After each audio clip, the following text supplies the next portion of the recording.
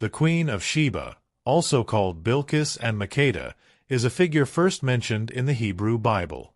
In the original story, she brings a caravan of valuable gifts for the Israelite king Solomon.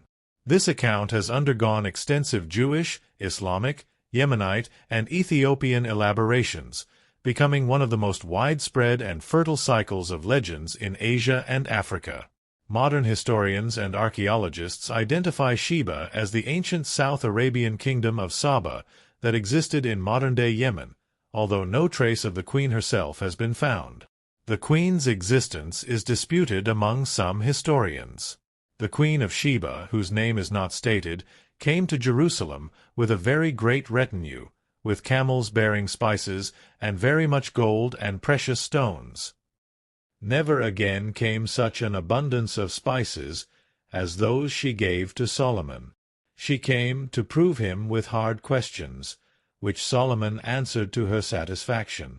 They exchanged gifts, after which she returned to her land. The use of the term idiot or riddles, an Aramaic loanword whose shape points to a sound shift no earlier than the 6th century BC, indicates a late origin for the text. Since there is no mention of the fall of Babylon in 539 BC, Martin Noth has held that the Book of Kings received a definitive redaction around 550 BC. Sheba was well known in the classical world, and its country was called Arabia Felix. Around the mid-1st millennium BC, there were Sabaeans also in Ethiopia and Eritrea, in the area that later became the realm of Aksum. There are 5 places in the Bible where the writer distinguishes Sheba, i.e. the Yemenite Sabaeans, from Seba, i.e. the African Sabaeans. In Psalm 72 verse 10 they are mentioned together, "The kings of Sheba and Seba shall offer gifts." This spelling differentiation, however, may be purely factitious.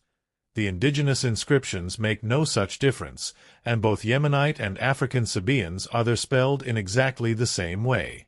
Although there are still no inscriptions found from South Arabia that furnish evidence for the Queen of Sheba herself, South Arabian inscriptions do mention a South Arabian queen. In the north of Arabia, Assyrian inscriptions repeatedly mention Arab queens.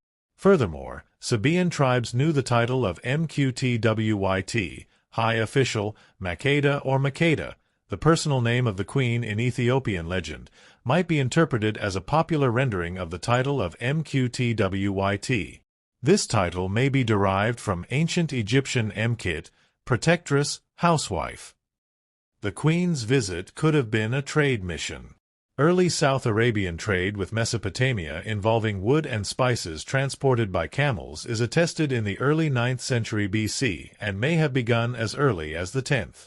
A recent theory suggests that the awful inscription in Jerusalem was written in the Sabaic language and that the text provides evidence for trade connections between ancient South Arabia and the Kingdom of Judah during the 10th century BC. The ancient Sabaic Awam temple, known in folklore as Merim, the sanctuary of Bilqis, was recently excavated by archaeologists, but no trace of the Queen of Sheba has been discovered so far in the many inscriptions found there. Another Sabaean temple, the Baran Temple, is also known as the Arash Bilqis, Throne of Bilqis, which like the nearby Awam Temple was also dedicated to the god Al-Makka, but the connection between the Baran Temple and Sheba has not been established archaeologically either. Bible stories of the Queen of Sheba and the ships of Ophir served as a basis for legends about the Israelites traveling in the Queen of Sheba's entourage when she returned to her country to bring up her child by Solomon.